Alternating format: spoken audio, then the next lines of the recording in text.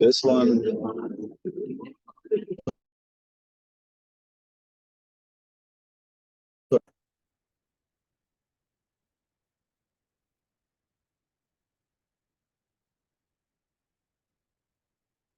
Take a moment to ensure that you are all looking at people around your table and you're looking at each other across other tables. And I say this because today and over the next few days, we are surrounded by an incredible array of community investment leaders. We have rule shakers, makers, doers. We have federal program administrators. We have everything as a collective here today to ensure that you are getting information about the resources and the programs that you need to do the type of community investment in your respective areas. So the next few days is really all about connecting and collaborating. In fact, that's the theme of this year's Rule Seminar. Rule Talks, Innovation, and Investment. And we really honed in on this idea because of the unprecedented amount of resources that are being deployed to our rural communities via direct through federal agencies, via the states, through formulaic funding, a variety of different ways. But regardless of the avenue in which the resources are being deployed, here today are quite an array of experts on community development. So please take some time, network, get to know everybody in your table, everyone in the hallways. This is an amazing group of people. As you all know, this is incredible energy with us here for the next few days. So with that, I don't want to steal any thunder on our amazing program and our lineup of speakers, but I do want to underscore that none of this would be possible without the generosity of our sponsors. We are here today because of our sponsors and our investors, and I would like to thank US Bank, USDA, National Equity Fund, the Rhodes Network, JP Morgan Chase, Wells Fargo, Coachella Valley Housing Coalition, and Fannie Mae. Thank you so much for your investment.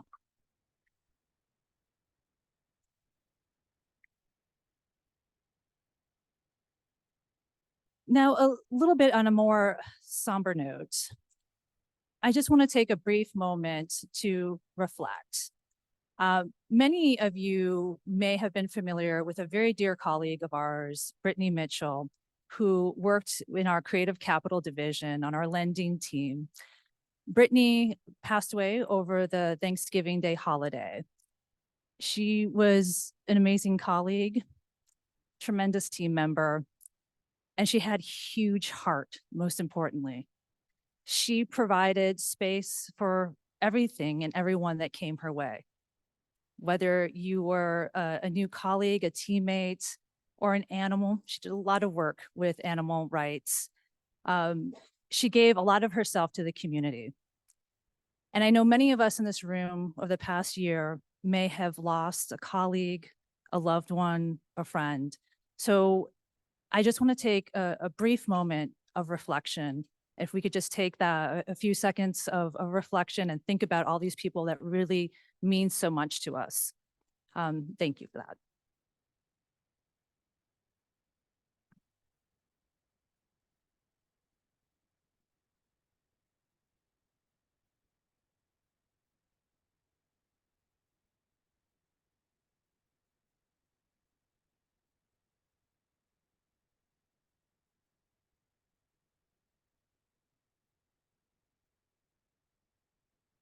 Thank you.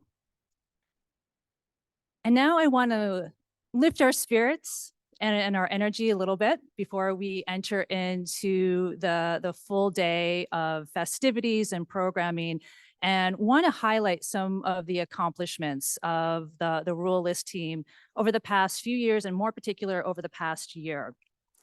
Over the last few years, Rule LISC has deployed over $52 million to community development and nonprofit organizations. And this money has directly helped to provide capacity supports and direct programmatic investments in everything from workforce development to small business supports to housing initiatives. In the last year alone, we've doubled down on our commitments to strengthening and supporting communities in the Deep South, particularly in the Delta, an area from which I'm from. I'm from Louisiana. We've done this in partnership with the Walton Family Foundation, and we've deployed capital to better support housing, workforce, and again, small business supports to allow us to really move that socioeconomic needle in many of these communities. We've also forged new partnerships to create the Delta Philanthropic Forum, a new alignment of philanthropy to help create strategic investments in the communities making up the Delta.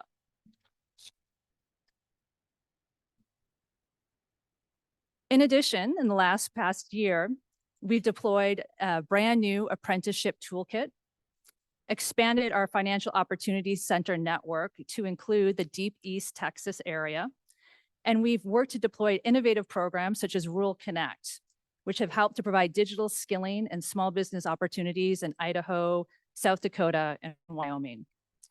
Just this year alone, we've deployed over 180 grants and millions of dollars in lending capital to support the CDC's reinvesting in their rural communities. None of this would have been possible without the dedication and support of the LISC team and the rural LISC team. All the people that you see as part of the LISC leadership are here to advocate on behalf of policy and programmatic supports that help so many of your rural communities.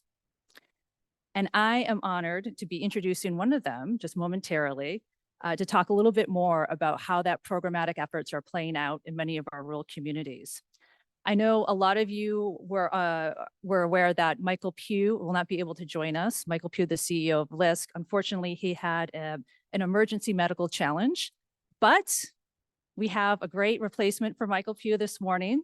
In his place, we have our very own policy wizard, Matt Josephs, Senior Vice President of LISC, who will be talking a little bit more about federal programming and some of the initiatives that LISC has underway. So a little bit about Matt before I have him come up and introduce himself. He is the Senior Vice President for Policy. Matt is responsible for developing LISC's federal policy agenda and communicating this agenda to LISC employees, board members, funders, and other stakeholders, and pursuing this agenda through engagement with members of Congress and other federal officials. Prior to joining LISC, Matt worked at the CDFI Fund, Treasury, HUD, and the Senate Committee on Banking, Housing, and Urban Affairs. We are indeed in for a treat with Matt. Please help me in welcoming Mr. Josephs.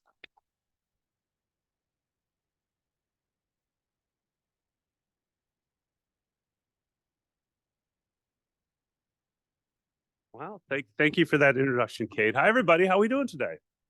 Doing okay? Yes. I know Michael really did want to be here. We had talked a couple times in advance of this gathering. He was invited actually to DC for a couple pretty important events that he's like, no, I want to focus on the rural conference and getting out here. So I know he's really disappointed not to be here, as disappointed as you all to have to hear from me instead of Michael, but I'll try to make up for it. I'll try to live up to Kate's introduction. I do want to first, thank everybody for joining us today. Kate, is this like the biggest gathering we've had? It certainly feels like it, right? Yeah, excellent. So thank you all for coming today. And particular thanks, I don't know if all of them have arrived yet, but we have special visitors from the government agencies that are here. Joaquin Altoro, the administrator for RHS at the USDA. Farah Ahmad, I saw her last night, Deputy Undersecretary for Rural Development at USDA. Kellyanne Blazek from the White House, Special Assistant to the President, and Will McIntee, Senior Advisor for Public Engagement from the White House. So, two White House officials and some pretty high up USDA officials. So nice job, Kate, getting those folks to come out, and I hope you all get a chance to connect with them throughout the course of the conference. And of course, thank you to you all for making the trip out here. Kate told you a little about my background. I want to talk a little more about the role of LISC's policy team. So we uplift to the government officials, whether it's on the Hill or in the administration, the importance of these programs, these federal funding streams to support our work LISC's work, the LISC and the work of our community partners. We also lead advocacy efforts to make sure that these programs are funded at the levels they need to be. That's a lot of what we do, and it's information sharing. It's letting everybody know what's happening in DC, in addition to how they can help move the needle. And I want to get into a little of our policy priorities, but before I do, I do want to particularly acknowledge Kate and the entire Rural LISC team for the great work that they've been doing. Kate highlighted a few things they've done. I'll highlight a couple more, but I think it's really a testament to Kate, to your commitment to this field. And I just really want to thank you for your support. And quickly, the members of Kate's team that are in the room, if you want to stand up, please, to be identified. The Rural LISC team, most of them are probably, yeah, it's just all of them, as well as all of you, make our jobs a lot easier. And I also want to acknowledge Mark Kudlowitz, who will be on a panel later, Mark, as well as on the policy team in the back of the room, hiding out back there. So thank you for your also support as well. So I think, Kate highlighted some of the big things that the Rural LISC team has been focused on. I wanted to highlight a few as well. The efforts we're doing to kind of increase skilling of the workforce in rural communities. And that's through our financial opportunity centers, which have really grown over the last several years in rural communities. It was really an urban model at first, and it's really now growing in rural communities. And that's where we're providing financial literacy training and workforce development skilling in rural communities. And in some of these communities now, we've evolved the work to include digital readiness, digital inclusion and literacy training. We received $500,000 in seed funding from Truist Bank for this work. And we've helped communities now access more than $40 million in state, federal, and private capital for new broadband networks and for adoption programs. A second area, building our capacity, your capacity around particularly homeownership and small business development. We are strengthening small business ownership and home ownership. We're moving the wealth needle in these rural communities. And through our capacity building programs like the Section 4 program at HUD and USDA's RCDI program, we've supported over 90 organizations in addressing affordable home ownership. And the deployment of these grants is critical to supporting the organization's capacities and their TA needs. We also now have a really strong network, over 52 business development organizations, helping to provide TA to small businesses and emerging entrepreneurs in rural communities. The TA runs a spectrum from assisting with accessing capital to navigating procurement opportunities and helping competitiveness in the e-commerce space. All told, we've invested over $50 million since 2020 to directly strengthen your nonprofit capacity to deliver all this work. And the third big area for the Rural LISC is really strengthening access to the partnerships. As a large intermediary, we provide national platform that helps convene and amplify the voices of underserved communities. And we can also provide scholarship opportunities to bring folks into convenings much like this one. We also know that resources are very important, and our platform and programming is specifically geared to help rural communities connect to resource opportunities. We are committed to continuing to advocate and amplify the voices of rural America through these kind of convenings. And one of the ways, of course, we do this is through our federal policy advocacy. See how I brought it back, Kate, to the federal policy work with something I know a little more about? So the LISC policy team, we do kind of a policy priorities document. What are the big things we want to focus on? And we just updated our document earlier in the spring to focus kind of on this Congress and next year. So for 2023, 2024 policy priorities. And we also produced a few call-out documents to really amplify certain areas we want to focus on. And one of those was strengthening our rural communities. So we have a whole separate set of policy priorities really focusing on that. So I'll talk a little about what some of those are, some of those that we identified. First, we talked about, like, as a kind of a cross-agency, kind of cross-government, whole-of-government initiative to get more funding into persistent poverty communities. And a lot of these communities, as you all know better than I do, are principally rural communities that have really not been able to move the needle on their growth. So we want to make sure federal agencies are really targeting these communities as part of their general funding initiatives. We talked about the capacity building programs that we've already mentioned a little bit, and you're going to be hearing a lot more about. This includes the HUD Section 4 program, the RCDI initiative at USDA, as well as the Rural Partnership Network at USDA. We also talked about the importance of providing TA to the smaller cities. And we are participating in a program called the HUD's Distressed Cities TA program, DCTA, which focuses on communities with less than 40,000 people and helps those cities better access and utilize HUD resources. We highlighted the community development tax credits, low-income housing tax credits, new market tax credits, and a proposed neighborhood homes tax credits. And we highlighted the particular role these investments can mean in rural communities. We talked about the CDFI fund, how critical those resources are to supporting the financing ecosystem in rural communities.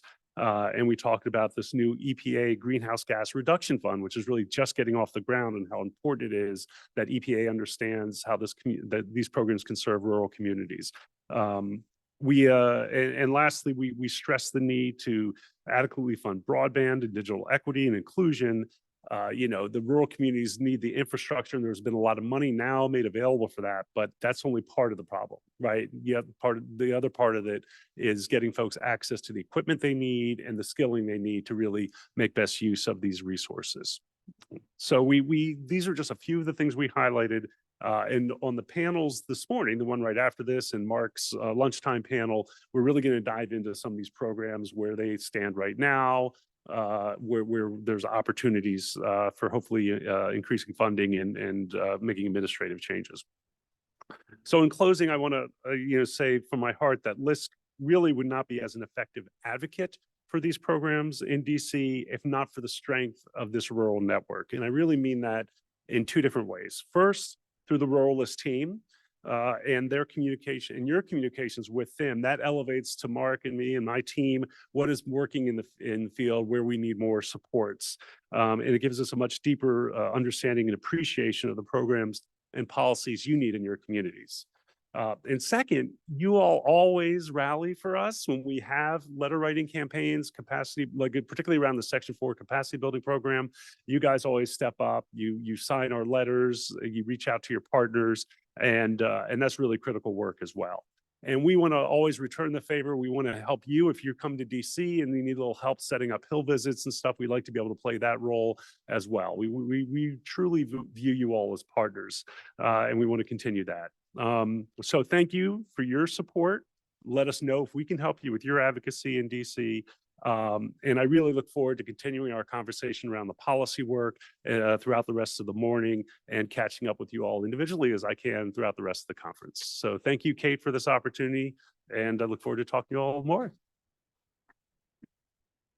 And sorry. Are we rolling right to the next panel? We're going to roll right into the next panel. And I know, Will, who do we have coming up?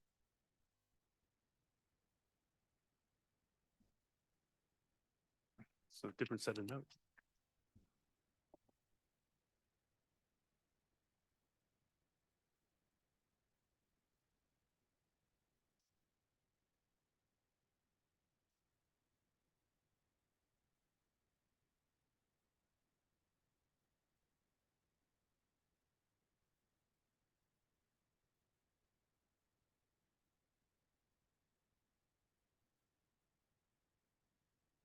Okay.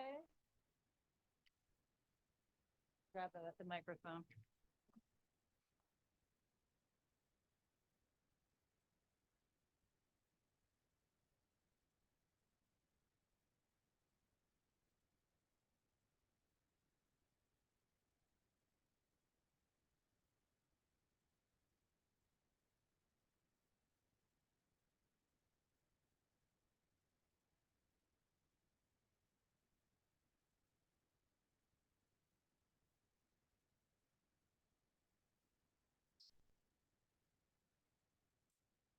All right.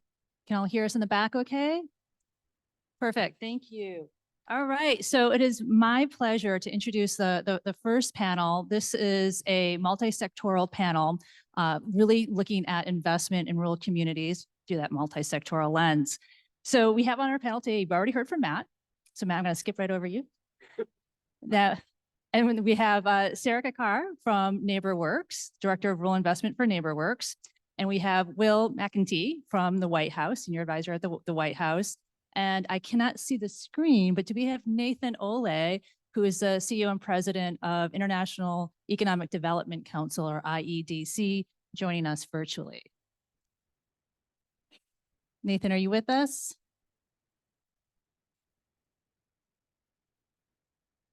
Keep going. I think Nathan will probably be joining momentarily from what I'm hearing in the back. So while we wait for Nathan to join us, why don't we take an opportunity to learn a little bit more about the organizations and provide an opportunity for you all to hear a little bit more about the resources that each of these organizations can provide to you and your communities. Matt, we started with you a little bit earlier, so maybe we'll end with you. So why don't we start with Will? Thank you. Thank you, Kate. And thanks to LISC for organizing this event. It's really exciting to be in the room and very, very humbling to be in the room with so many incredible partners doing incredible work across states and across rural communities across the country. And as Kate mentioned, I'm Will McIntee. I'm Senior Advisor for Public Engagement in the White House Office of Public Engagement, where I lead rural and agriculture engagement. Have the opportunity to work with many of you. I've seen a lot of familiar faces during the past couple of days, but I have the opportunity to also work with my colleagues across the White House who work on rural policy. Matt mentioned earlier that Kellyanne Blazek is here, who leads our rural and ag policy on the Domestic Policy Council. Joined here, also have the opportunity to work with the agencies on our rural investments and rural engagement, and excited to be joined here by many officials from many agencies across the administration.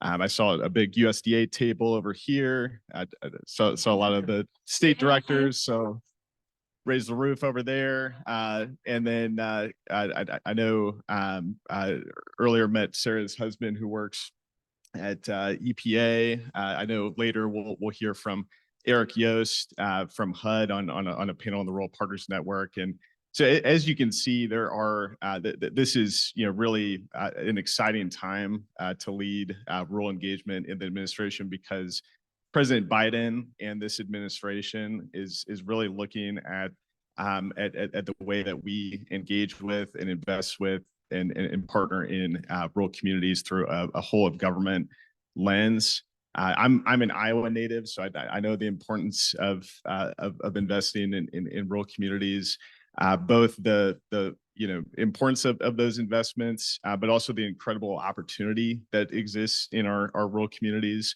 If you haven't been to Northeast Iowa, it looks much like what you see around here. And if you have been, just keep the secret, because we want people to come visit. But again, this is really an exciting time because of the investments that are coming through this administration, whether it's the American Rescue Plan, the Bipartisan Infrastructure Law, Inflation Reduction Act, CHIPS and Science Act, and so much more that this administration is doing to partner with rural communities. And we've been excited to have the opportunity to partner with so many of you, and we look forward to that continued partnership, and having the opportunity to talk today a little more about how we can deepen that commitment and that partnership. I wanted to mention here in opening that President Biden recently kicked off an Investing in Rural America tour with Secretary Vilsack during a visit to a family farm in Minnesota. And at that event, he also announced that he was deploying his cabinet and senior administration officials across rural America. I believe there were 16 states visited during the month of November by the cabinet and senior administration officials, both to learn and listen to leaders in those communities about how these investments coming through this administration are making a real impact.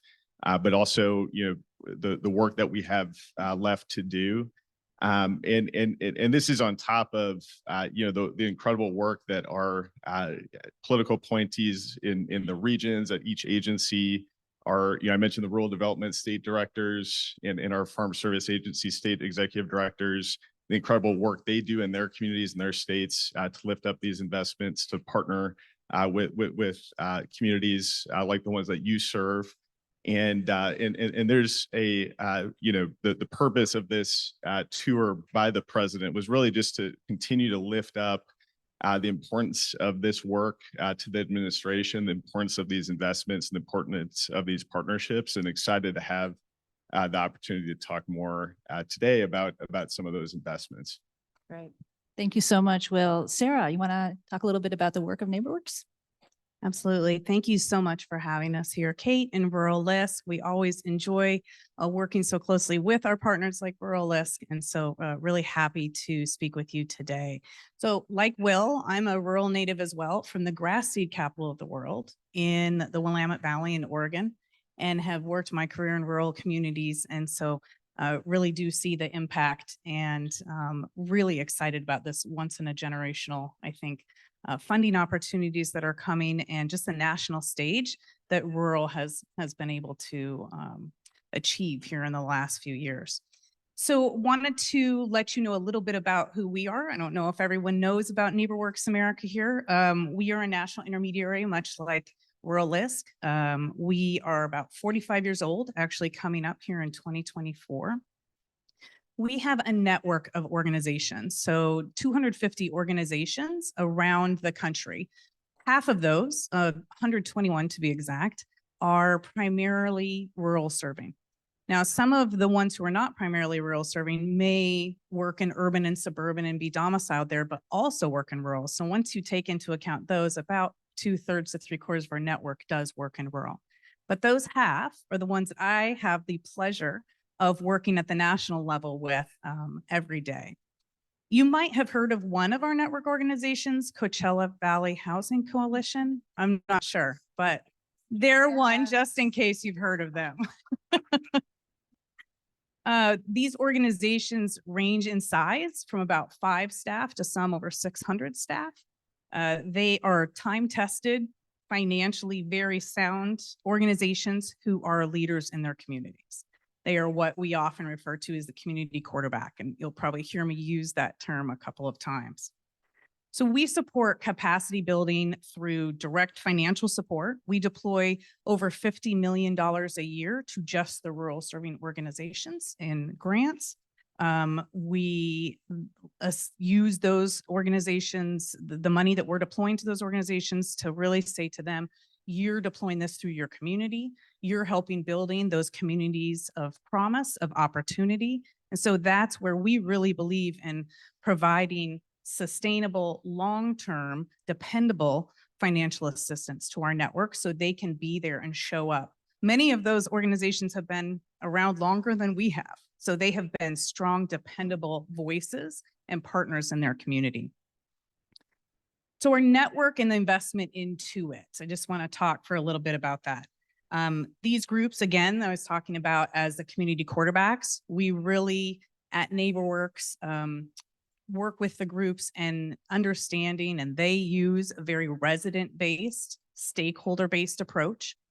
These groups are deploying what we sort of call comprehensive community development, which some of the NeighborWorks groups in the room might give a little chuckle to that name, but it's what rural groups have done so well for decades, of really take a holistic view at housing, at economic development, at community development, and really how all of those play together in a very place-based atmosphere. And so comprehensive community development is a key tenet of our work at NeighborWorks. This, again, resident-based, stakeholder-led, place-based work. We do recognize the role, as I just said, about community quarterbacks of our organizations, believe in this stable investment. As I mentioned, this investment isn't just a financial investment that I talked about, the $50 million a year just to our rural half of the network, but it's also an investment in board strengthening, in training, in all of these other types of resources that we provide our network. And so you might have heard of NeighborWorks Training Institutes, which are large gatherings that we bring together that are well known in the community development space around homeownership counseling, your HUD counselors, but just generally learning. And it's an opportunity to, again, support our organizations to come to those events. And so we try to be there to work with the organizations and provide the different kinds of assistance, training, whatever they might need, and do that flexibly. You know, I think especially since COVID, we heard so much of the group said we need things to be very flexible, whether it's your training, whether it's your TA, whether it's your financial assistance. We need this to be flexible. Don't burden us with a lot of reporting, you know, keep it simple and we can go do the work. And we said, great. And so we really try to keep an eye on giving the organizations space to really try new things and to just take that flexible funding and that flexible support and apply it in their communities as they see fit. I would say too, one of the other real pivotal roles of NeighborWorks is we connect our organizations to each other. So with this very tight network, we really focus on creating peer learning opportunities, on cohorts and collaboration around specific topics. And that's through many of the lines of business, whether real estate development, whether it's in community development, whether it's in financial capability strengthening, whatever it might be. One example is we've run a rural lending collaboration cohort for the past several years where 5 or 6 groups come together. And in that cohort, you know, last year, several of our cohort members were all in communities around the country who had really seen a great boom in their population due to the urban outmigration of COVID. So many people moving to those rural communities. And that was one where we got these groups together and they were all either having to expand further out into rural, into remote areas, or expanding into some tribal and native areas around their organizations.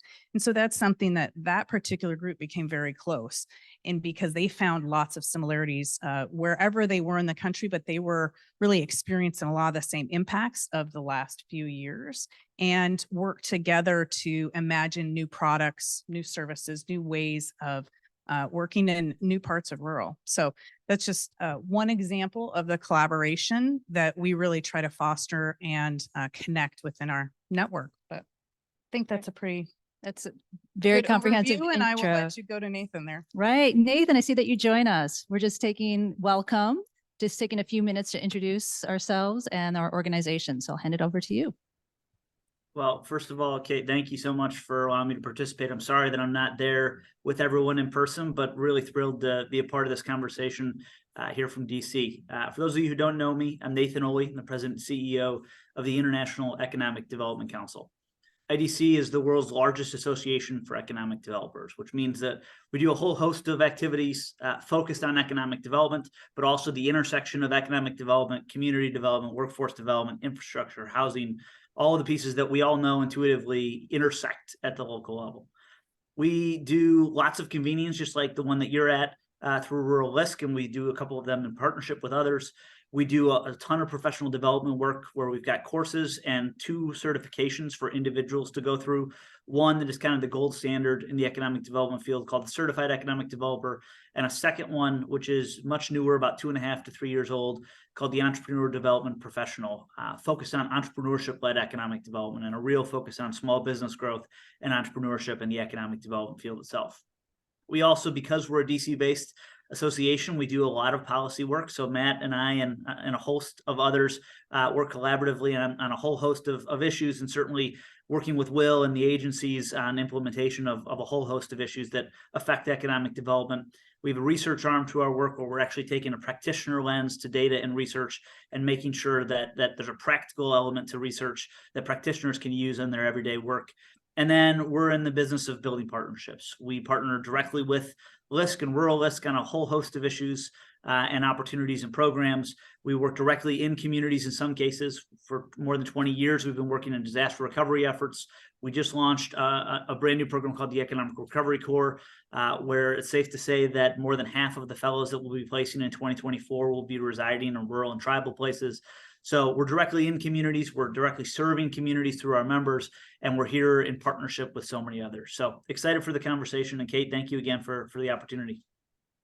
Thanks so much for joining us. And so we've heard a lot from Matt earlier. So I think we're ready now to really launch into the dialogue. This is going to be an incredible conversation. We're going to be hitting on some themes relating to equity, networks, capacity building, et cetera, all seen through this multi-sectoral lens. So to kick us off, Matt, you had talked a little bit about federal programs that are very significant, especially from the financial services sector. And with that is the CRA. Can you talk a little bit about the CRA, Community Reinvestment Act, and the importance to rural communities? Yeah, so thanks, Kate. And this is of all the federal programs we focus on, the tax credits, the appropriations, there's probably nothing that's moved the needle more in communities to get access to capital than the Community Reinvestment Act, which has been around since 1977. Basically requires banks to reinvest in the communities from which they take their deposits. So it was established in 1977, and there was a series of implementing regulations. And in 1995 was really the last time they overhauled the regulations in a significant way. And the banking industry has changed considerably since 1995, mostly with a lot of consolidations of banks, interstate banking, then the advent of mobile technologies, internet banks. So the landscape has really changed. So there was definitely a general consensus of opinion that it was time to redo the regulations by both the banks and the community advocates as well. So their efforts started in earnest back in 2017 to overhaul the regulations with the goal of providing more consistency with how they are applied across different banks and institutions and the three different regulatory agencies, transparency, quantitative. They wanted to, make it easier to kind of hit measures so you know whether you're going to be rated outstanding or satisfactory, because it's a bit of a black box. So and importantly, to address the issues now where it's not as straightforward anymore. There's not as much brick and mortar banks out there. So how do you address the fact that, these assessment areas, which has consistently, traditionally how banks have been viewed through, is like these geographic assessment areas, they aren't as relevant anymore. So those are all the objectives of the reform. And there was several iterations of rulemaking I won't get into, where rules were introduced and then later withdrawn, and that were supported by one of the regulatory agencies, but not the other. So there was a chance to do a reset and overhaul the regulations. So there was a proposed rule put out by all three regulatory agencies about a year and a half ago, and the final rules were just released last month, or I guess in the end of October. So now we see what this new landscape is looking like. So briefly, I think, and a lot of us are still distilling these regulations. Those 1,500 pages, and we're still kind of figuring it all out. So let me try to see if I can summarize those 1,500 pages very briefly and talk about particularly the impact on rural communities. So the biggest change kind of was in the structure of the review. For larger banks, and those are banks of over 2 billion, there had been previously 3 different tests. One was a test of your lending products, your home loans, your small business loans, and that was worth 50% of your score. 25% was for your services you're providing in the communities, and then 25% was for your investments. And that could be like low-income housing tax credits or new markets tax credits or mortgage-backed securities. And what they've done for the bigger banks now, and this is again, banks over $2 billion, they've created 2 tests. One is your retail test. So that looks at primarily your small business and your home loans. And then the other test is your community development test. So they're merging your loans and investments into a single community development test. And they put the services for the retail is 10% of your overall score, and your retail products is 40% of your score. And the community development side, 40% of your score is your products, and 10% is your services related to community development. So it's a very kind of straightforward, kind of very equal approach. And that was actually a very nice change we saw. The proposed rules would have only weighted the community development 40% of the score. And we had a lot of concerns that there was going to disfavor activities in this category. So that was actually one nice change they picked up in the final rules. So the reason I want to give that framing is because banks of less than $2 billion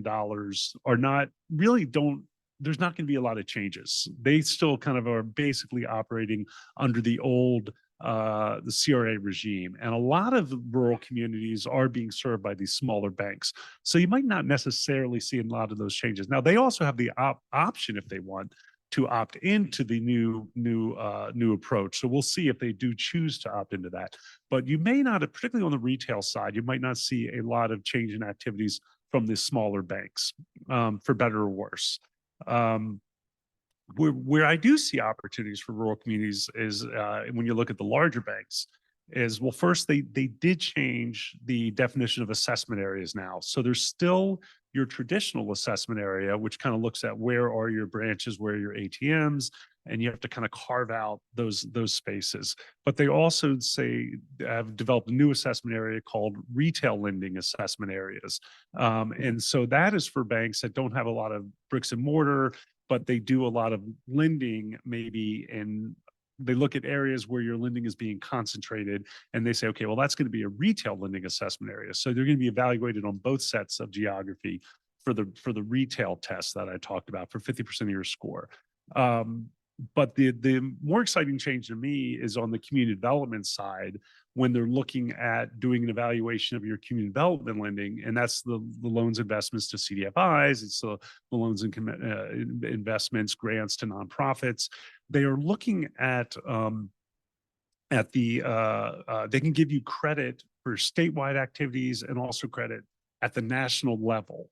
And they kind of weight the score depending on your model. So if you are a branch-based bank, then you're going to get higher weighted for your assessment areas where your branches are.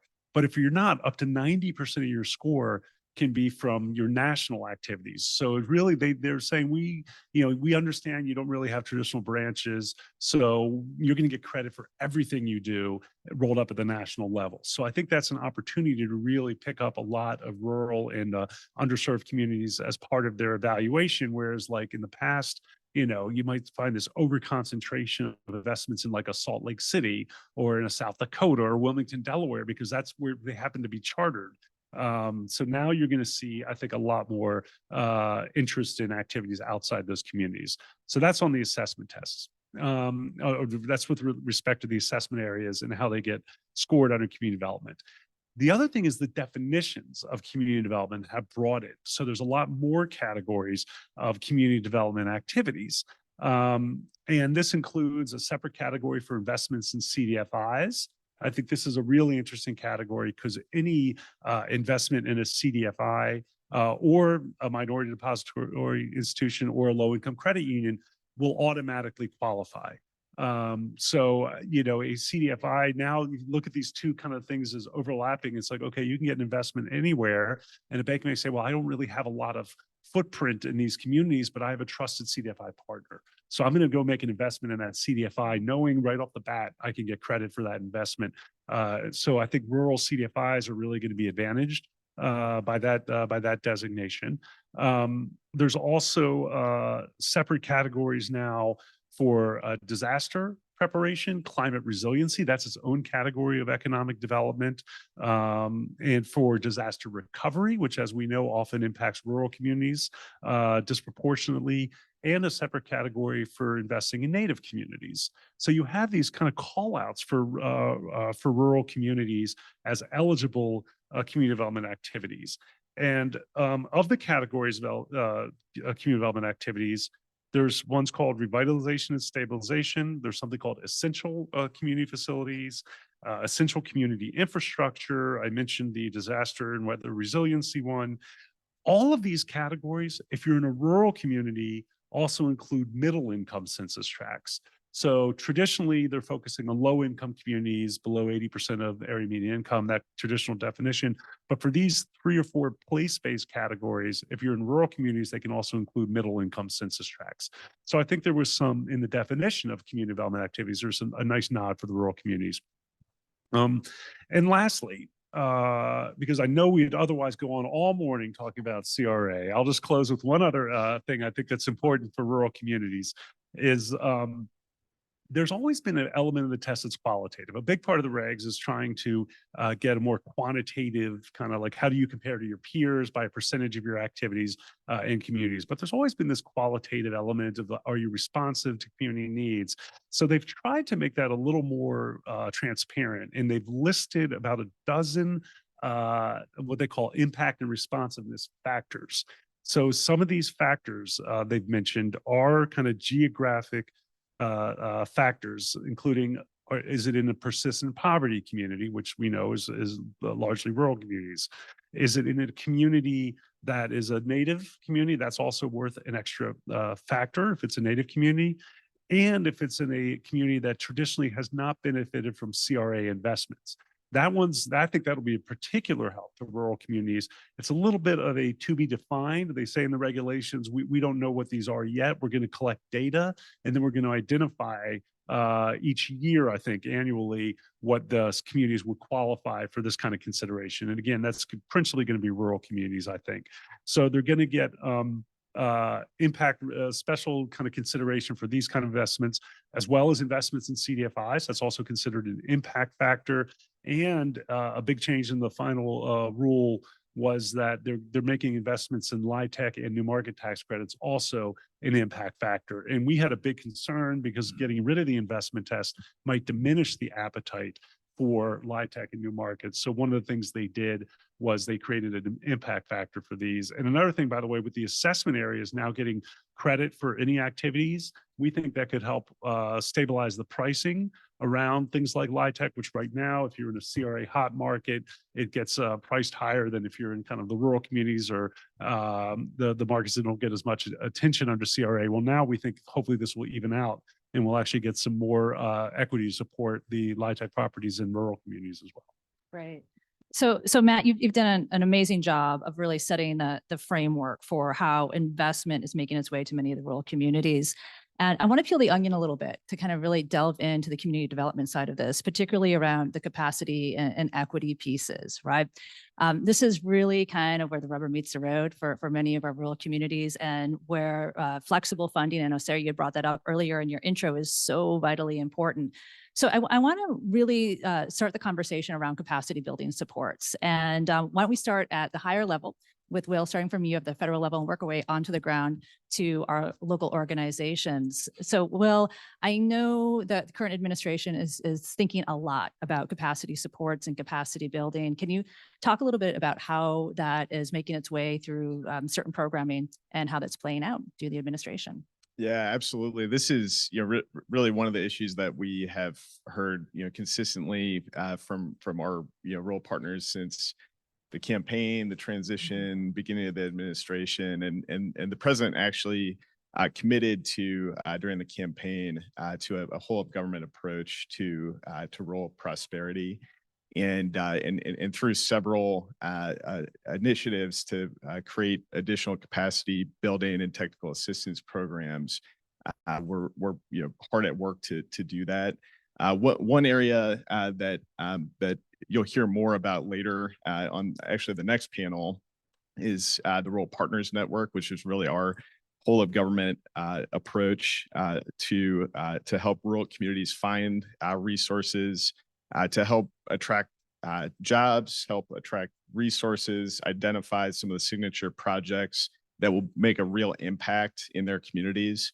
And we have started this effort in 36 community networks across 10 states and in Puerto Rico, where we have actually hired community liaisons from within those communities who are working across federal agencies to help assist those communities in identifying resources that will make an impact in their communities. Again, I'll let my colleagues who will be joining that panel later, and the real experts who are community liaisons and leaders from the community networks who will be on that panel later, kind of expand on that.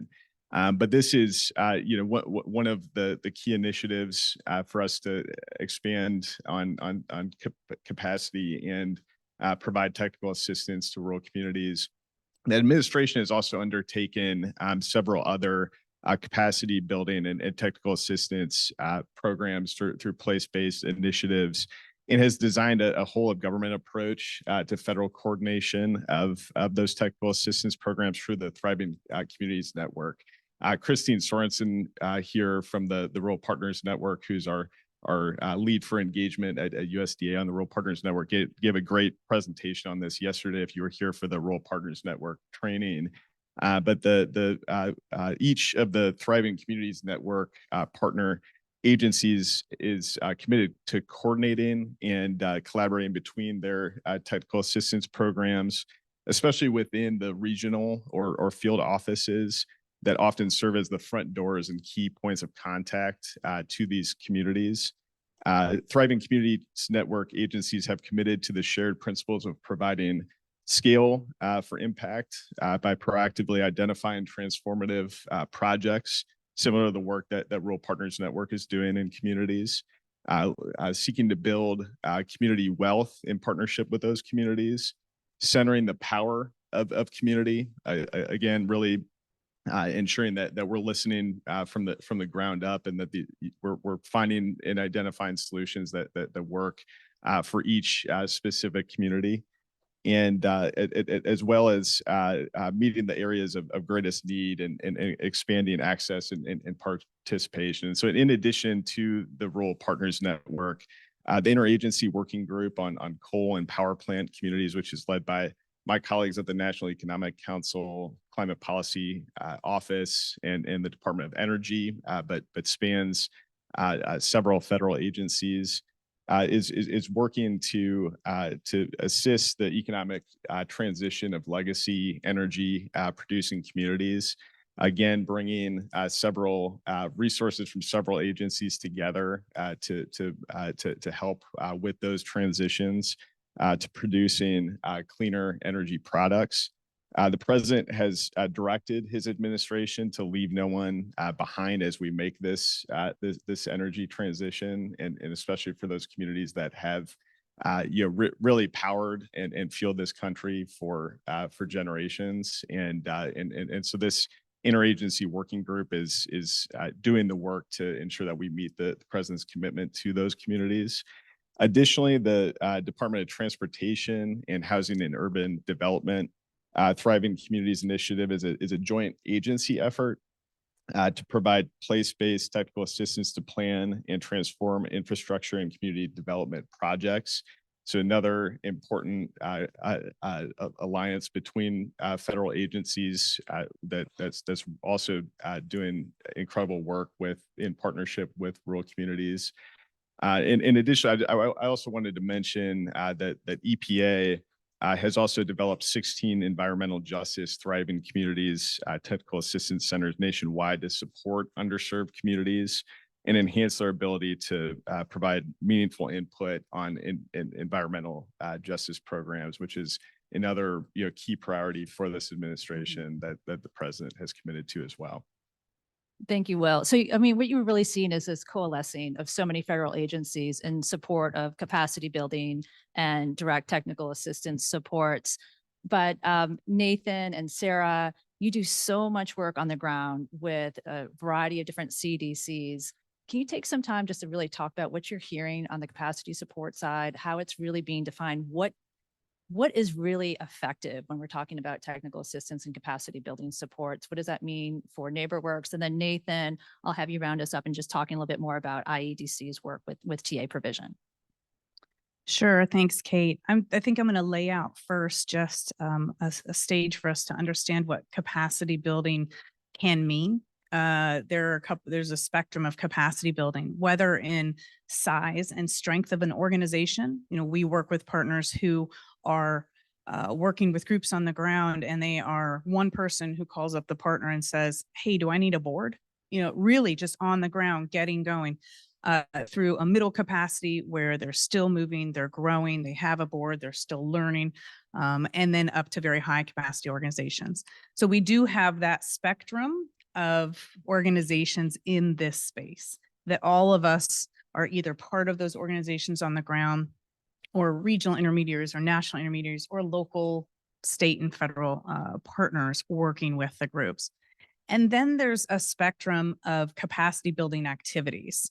So if we look at what types of activities can sort of be included on this capacity building spectrum, it can be, I think, what a lot of us are familiar with are direct financial investments, right? That's one end of the spectrum, direct technical assistance in a specific area. We can include professional development activities. This is something that supporting the growth of our rural leaders, deepening that bench of rural leadership in the nonprofit space and working with their partners in the either local, state, or federal space, or other smaller nonprofits or bigger nonprofits. Development of research and tools for partners. That can be really one effective means of just sharing information, increasing collaboration, making those connections. Organizational strengthening through financial sustainability. So again, really working on building capacity of these organizations who are on the ground. In our case, it's network organizations, and those network organizations are working, spreading across the country and working with their local partners. But many of you here are from different size organizations, and it's really envisioning how we can continue to strengthen those organizations because they're the ones who are really making it happen on the ground. And so financial sustainability, board sustainability, board governance, executive leadership sustainability. So all of those can be thought of as capacity building from our perspective. I would say that we cannot do capacity building alone just in the nonprofit sector. I think I'm here representing nonprofit. This is a partnership of Will, of federal, of all of different parts of Nathan's organizations, of the economic, of the community development, of the housing, your local government leaders, your state government leaders. And I think that has become also apparent, especially here with the new types of funding coming down, this once in a generational funding, once we start getting into climate, that those partnerships in building that capacity, it's capacity of our nonprofit organizations, but it's also working the other way of, I know there are large organizations working with local elected officials.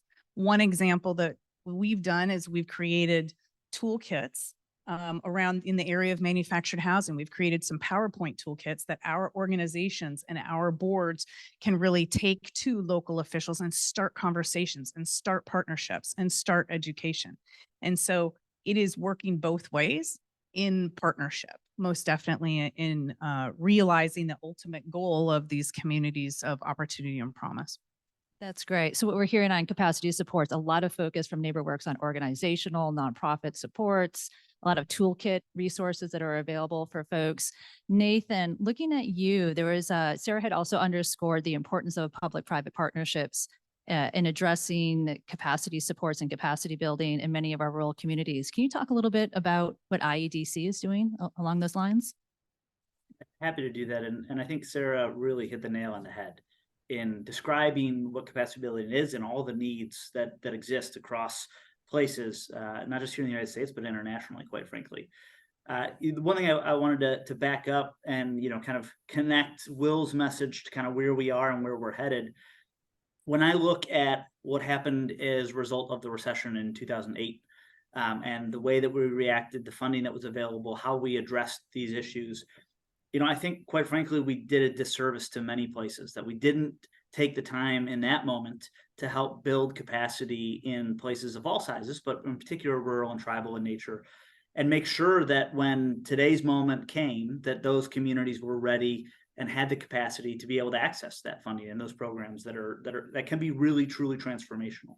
And so one of my concerns is that we don't do the same thing today. In this moment where there's a historic level of funding from the federal government, state governments are stepping in many ways on things like childcare and other issues that we haven't seen them in the past. And if we don't take the time today to build that capacity, then those communities are going to continue to fall further behind and not be ready for the next moment in 5 years or 10 years or 15 years from today.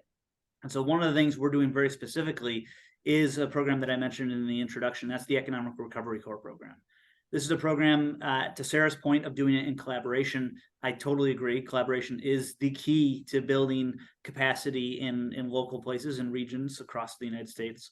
We're doing the Economic Recovery Corps in partnership with 6 other organizations: the National Association of Counties, the National Association of Development Organizations, the National League of Cities, the Center on Rural Innovation, the Regional Accelerator and Innovation Network, and the International City and County Managers Association. And we did that specifically because through this program, we're going to be embedding 65 fellows directly in communities for 2.5 years to really build capacity in economically challenged places.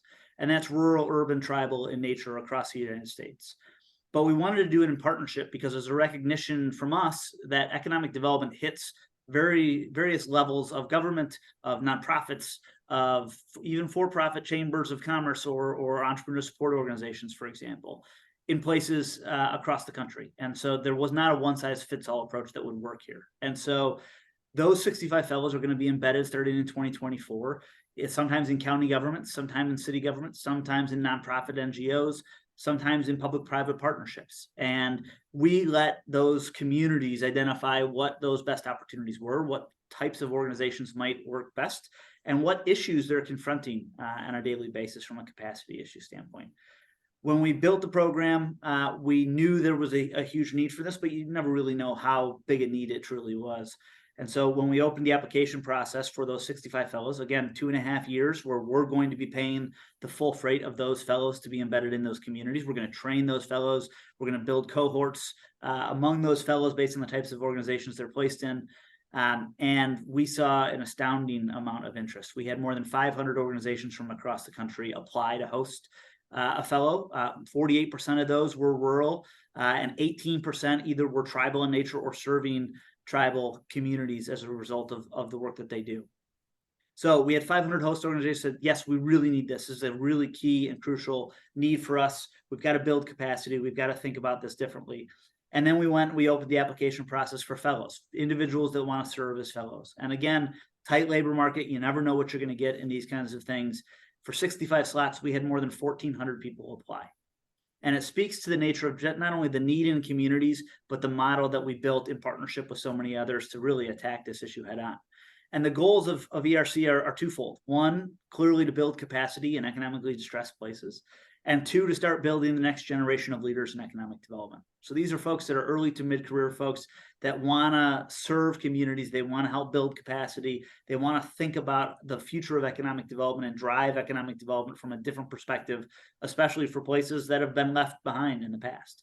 And for us, it's a really critical part of this. We know there's a huge generation of folks that are going to be retiring in economic development, and we want to start to build the next generation of leaders, empower them to really do fantastic work, and help us as an organization, as a field, as a profession, identify what the future of economic development is. What's the future of building capacity in these places, and how do we better serve those places collectively? And so we're really excited about it. They'll be launching in February of 2024.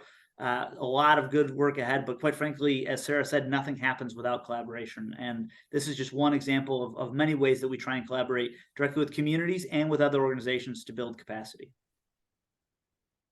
That's great. Thanks so much, Nathan, on that. You had talked a little bit on the capacity side, which also really kind of feeds into an equity agenda, right? So when we're thinking about capacity supports, we can't think about capacity without really embracing an equity mindset, especially for our rural communities and highly underserved rural communities. So I kind of want to make this bridge over to equity investments and programming and how that's really playing out in many of our rural areas, to talk about resources and to talk about programming. Will, I'm going to hand this over to you. Do you want to talk a little bit more about the administration's approach to the equity agenda and really what this means for our rural communities? Yeah, absolutely. So, folks may be aware that in his first day in office, President Biden signed an executive order on advancing racial equity and progress for advancing underserved communities. And just this past March, he signed an additional executive order that also specifically mentioned the need to invest in rural communities. And it states that agencies shall undertake efforts to help rural communities identify and access federal resources in order to create equitable economic opportunity and to advance projects that build community wealth, including by providing technical assistance, incentivization of the creation of good, high-paying union jobs in rural areas, and contributing new resources and support to interagency programs such as the Rural Partners Network, which we mentioned earlier.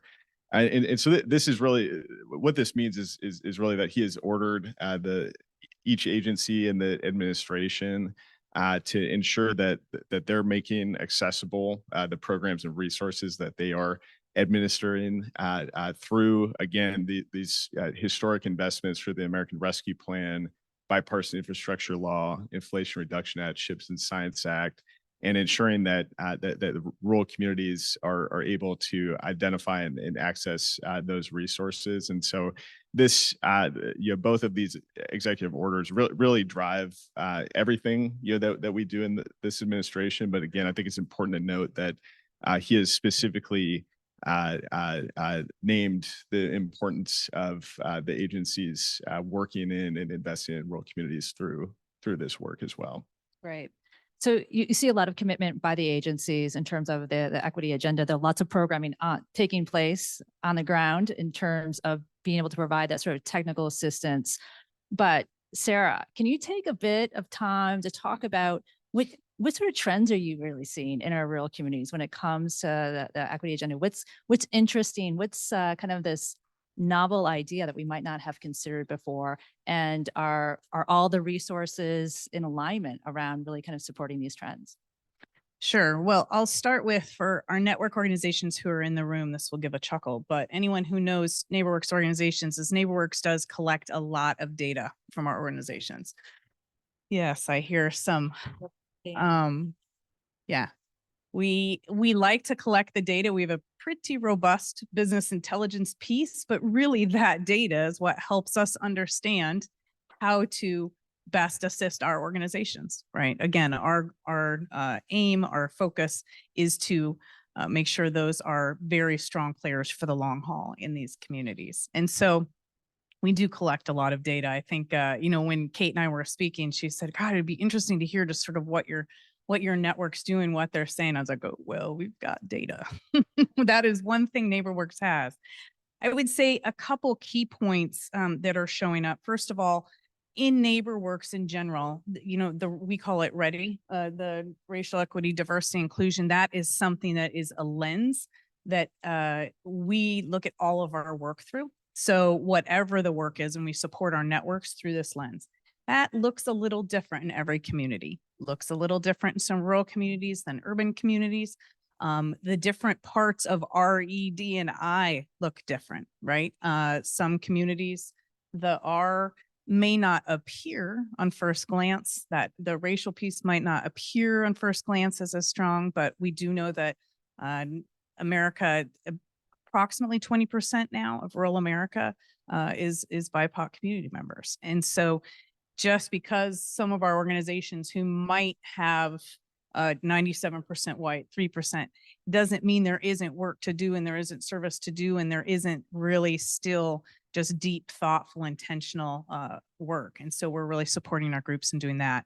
But I would say that approximately 40% of our rural organizations have written commitments to serving communities of color. I would also, this is an interesting factoid, that compared to the non-rural organizations in our network, the rural initiative NWOs, so that's that rural half, are more likely to say that their outreach and engagement includes strategies designed to reach communities of color, which is something I found really interesting. I mean, the rural groups, and these statistics are from about a year ago, because I haven't gotten that 23 data all zipped up yet.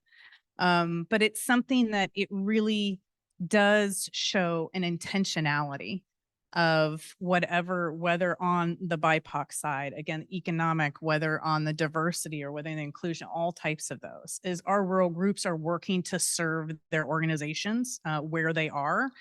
And one example of this, so we have one of our groups in Appalachia who happens to be an area today, their service area is probably 15 counties. And they said, well, our service area is about 97% white and 3% of color. But they really said, there were systemic occurrences or activities that got us to where we are. Originally, it was not like this.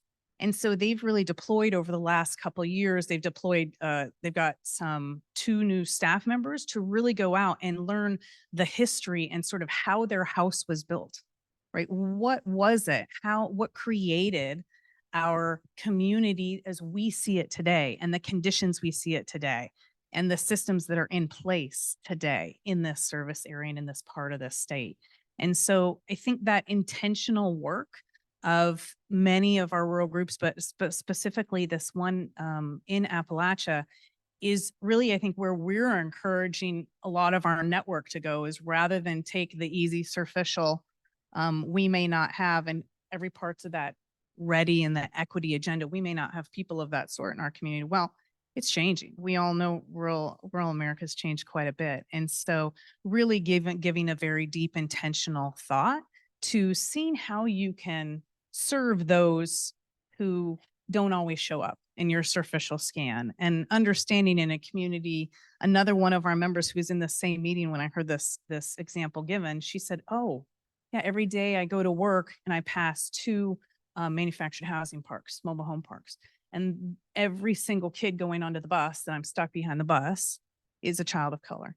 That is the only little enclave of color in my whole service area. So I've been sort of thinking, going back and forth to work, what can I do in terms of changing products, or how can I change engagement or my services to really pick up that piece which might not be as apparent on the surface. So again, that can be in racial equity, it can be economic equity, it can be in our inclusion conversations and our diversity. So that's what I would say generally seen, and really coupled with an investment in BIPOC communities. Our real work with equity in Native communities has been really deepening. Those are areas that we're seeing as real leaders, and areas that a lot of groups are focusing on as well. Well, it's interesting that you kind of bring up the importance of the network to the equity agenda, right? And kind of breaking these networks, which is part of kind of this overarching theme of what rural seminar is really about too, right? It's just purposeful collision of different networks coming together, because it is so important to get that immediacy to resources and technical assistance. Nathan, you do a lot of this work on the ground. Sarah, also, you spend a great deal of your time at NeighborWorks talking about being very intentional about building up that network ecosystem. Nathan, I'm going to send this to you first, and then maybe Sarah, you follow up after this. But can you talk a little bit more about the significance of that local network, which you're finding to be very helpful when working with rural communities in particular, some of the challenges, and then also, because it is rural seminar, resources that our participants can avail themselves to? Yeah, I don't think you can step into this conversation without the recognition that the local networks are critical to this work. We've done a lot of work focused on not just the conversation around equity, but also actually driving practice around this. And so, for example, we built about 2 years ago the Equitable Economic Development Playbook, a focus on how do you drive more equitable economic outcomes in places of all sizes. And when we talk about equity, it's not just about race, it's also about place and geography, about economic status, all of these pieces. And how do we make sure as economic developers and as practitioners that we're focused on driving more equitable economic outcomes? And part of that toolkit talks directly about how do you build those local connections? What are the things you have to put in place? And it starts first with acknowledging the history, where there's been discrimination or where communities have been left behind as a result of economic diversification or a transition away from coal-based economies, as Will talked about before. What has that done to communities? What actually happened? And acknowledging that and coming to the conversation, willing to acknowledge that communities have been left behind. And there's many reasons for that, but how do we actually address that and target and build programs and initiatives that explicitly build up those places, whether we're talking about rural communities that have been left further behind, or whether we're talking about racial groups that have been left behind in pockets of communities, for example? How do we target and bring them into the conversations, and quite frankly, center those conversations in those places? How do we build and connect and collaborate with others? How do we build those local networks, build that trust? And quite frankly, trust is the single most important part of this process. But how do we build those collaborations? How do we build networks that can work collaboratively to one another, with one another, across one another? And then finally, how do we measure it? How do we know that we're actually making progress in driving more equitable economic outcomes? A lot of that is a long-term play. Trust isn't built overnight, especially in communities that have been left behind for various reasons in the past. How do we help build those urban and rural connections? How do we strengthen regions? How do we strengthen networks locally and regionally, and ensure that people are showing up to the conversations, that are not only hosting conversations and inviting people to them, but showing up at other people's conversations? And it goes back to what I talked about at the very beginning, that there's a growing recognition that economic development and community development and workforce development and housing and childcare and infrastructure are all interconnected. And in many cases, they've been very disparate conversations in the past. And so how do we build those networks? How do we help build that trust and ensure that at a local level, at a regional level, that those connections are strong and continue to help guide conversations around equitable economic outcomes? So Sarah, Nathan has been asking the question, how? So how do we do this? How do we go about building sort of these local networks on the ground? And can you give us some great examples of how to go about doing that and how to connect to some resources? Yeah, NeighborWorks loves networks. NeighborWorks inherently is a large network. And again, I've spoken just a bit today about the power of the organizations in our network, but it is something that we do almost measure our impact by our ability to coalesce this national network.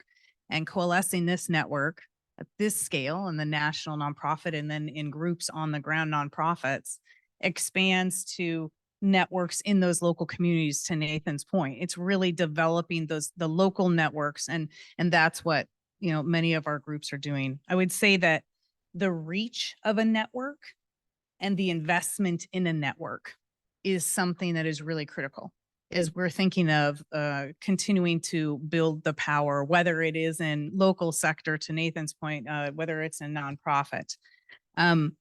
One example of our networks, how we network, is we really do use the power of convening and internally to NeighborWorks, right? So we bring together several times a year the leaders in our network around different ideas, around executive leadership, whatever it might be. But we bring those folks together to really create those relationships across our network so that they can further learn from each other, peer-to-peer site visits, whatever it might be, convenings, but they take those learnings and they put those into practice on the ground in their communities.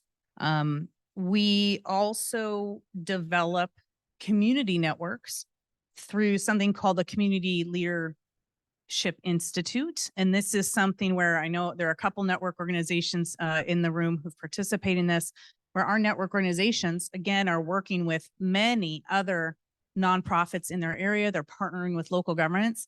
So they bring, for about 4 days, they bring a team from their community. And so your team might have, I know one person in the room today brought a team the other year from a town of 700 or 1,000, had the mayor, had a good mix of real community champions, other nonprofit partners, but really resident, stakeholder, elected officials. And it's building capacity through that Community Leadership Institute. And so something there is, starting to work with your NeighborWorks organizations and starting to create those partnerships, because that Community Leadership Institute is one way that we work on building the network strength in the community through our organizations. And I would say also that part of a CDC network is local and state government. So how do these community development corporations and how do our groups interface with those? How do we show up in partnership, right, with local and state governments? The critical partnerships that are developed, sometimes they're according to lines of business. When I think of like those in the real estate development area, affordable housing development, having relationships and knowledge of development process and regulations, having that understanding, making sure you're at the table in discussions in your local communities, making sure those regional and state officials sort of know what the plans are, so that I know too many instances of someone, an economic development authority or something of the sort, whatever it is in your region, coming to our organizations after all of the planning was done for the community and saying, hey, we need 2,000 new units. Can you get that done? And our group say, well, it would have been nice to sort of hear the context and actually work with you to get here. So that's something also really working on expanding that understanding of how decisions are made. How can the organizations, not just ours, but all nonprofit organizations, really be at the table with our local and regional state decision makers from the very beginning.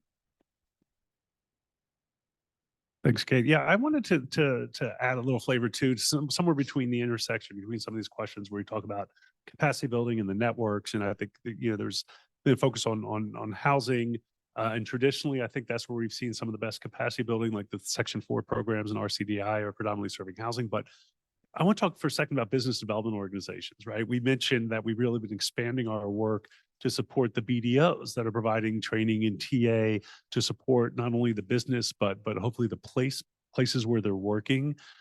So a couple things that have been really effective, I think, from LISC's perspective, is a community navigators program at SBA. So that program has been great. It was a pilot program, $100 million, and thank you for the Biden administration for supporting that initiative, to really support those networks that are helping the businesses access resources, and they're doing it through these networks of the BDOs. So I think that's an important thing to not forget. They need support, and we've had this idea we've been doing with Main Street America to create an initiative at the Economic Development Administration at the Department of Commerce to really focus on the equity aspect of it. Like at Commerce and EDA, they do a great job at supporting broader economic development, getting business opportunities, big businesses, a lot of manufacturing jobs into rural communities, and that's great. But we feel like they've been leaving behind kind of the main streets and the commercial corridors and underserved communities, so both the urban and rural, that really need more support for place-based economic development and supporting the capacity building for the BDOs working. So we look at it like a Section 4, but really focus on more of the business development and the BDO network. So we've had there was some legislation introduced called Revitalizing Small and Local Businesses Act, where we'd love to see that authorized. If EDA comes up for reauthorization, which has kind of been in fits and starts, we'd love to see more of that focus on the BDO network and serving those communities. So programs like Community Navigators, maybe a proposed initiative at EDA or things I want to just kind of put out there for folks to keep an eye on. So it seems like we're hearing a lot in terms of the federal funding that has really helped to seed new networks, right? At the federal level, at the local level, at the regional level. And it almost is going beyond networks now too, to more almost pronounced investment areas. Matt, you had talked a little bit about the business development organizations, small business supports, entrepreneurial supports, a growing line of opportunity for so many of the CDFIs.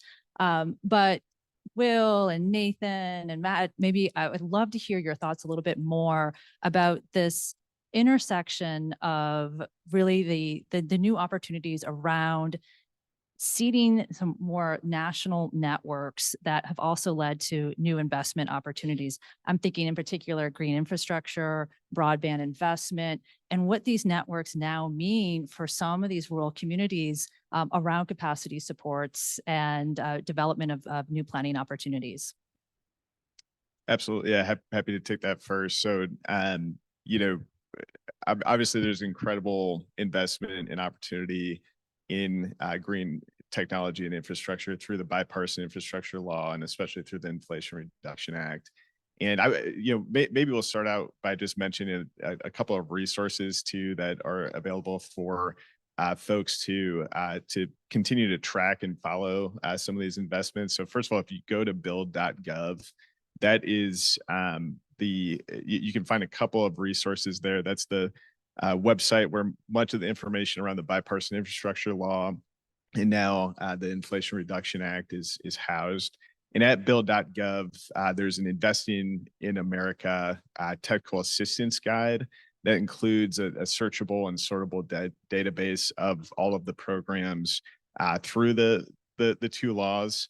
And importantly, it lists all of the eligible entities that can apply for these programs, or in the case of the infrastructure law, several of the programs are state formula programs, and we'll kind of mention some of the resources available to contact some of the state offices that are implementing those programs. And so I wanted to mention that off the bat. There's also at that, if you go to build.gov/rural, you'll find the bipartisan infrastructure law rule playbook that also provides some really valuable information for rural communities seeking some of these investments.